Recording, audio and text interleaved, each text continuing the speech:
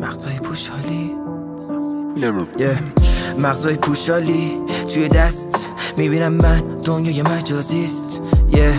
چرا این مکس سختی و خوشحالیست خوبه ولی دم شده خم بچه بزرگ کرده و الان ارتباط قدقن شستشون مغزای عمده میذارن کامنت واسه افراد لوده هنر نیستش و بچوری بلده واقعی یا کیک اصلا پاپ کورنه به بلا که ظلم حق ما رو خورده به هنر به آبدی نهاشی گنده فالووراش زیاد با خوردن قرمه من قلم دستم یه حالت جرمه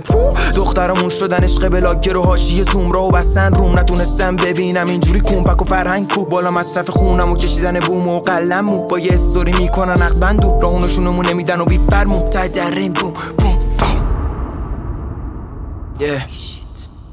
ریسنت فکتوری نکنی تخوری هنرمند شده الکلی از بس که درد و دید اکسپلور یه مش خز و خیل دنبال الگوریتم هادیمون گرگ فارس پین نشد توجهی واقعی شید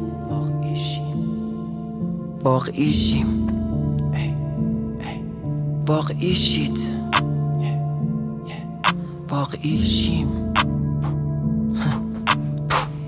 کوچیکارو الکی بزرگ کردیم فساد همه جا نکنید کتمان من بچشیدم گل منو اذیت نکنید رفته قاطی ترندا اینا آسیب به هنر بزرگ شدن تا که بندازن رو مغزا امضا فکرشو بکن فاتی سارو فالو داری که چیو بکنی پیدا مغز منهای قلبم مدارا کردم هنر به صرفم بصیرت شد تشخیص رنگم یا رومه یا زنگم با گفتن حرفام رنگ به رنگن منفعل هستن و کوپی بلکم چون مثل شما نیستم به زنی دنگم چون مثل شما نیستم به زنی دنگم ریسنت فکتوری نکنی تخوری هنرمند شده الکلی از بس که درد و دید اکسپلور یه مشخص و خیل دنبال الگوریتم هادیمون گرگ فارس پین نشد توجهی واقعی شید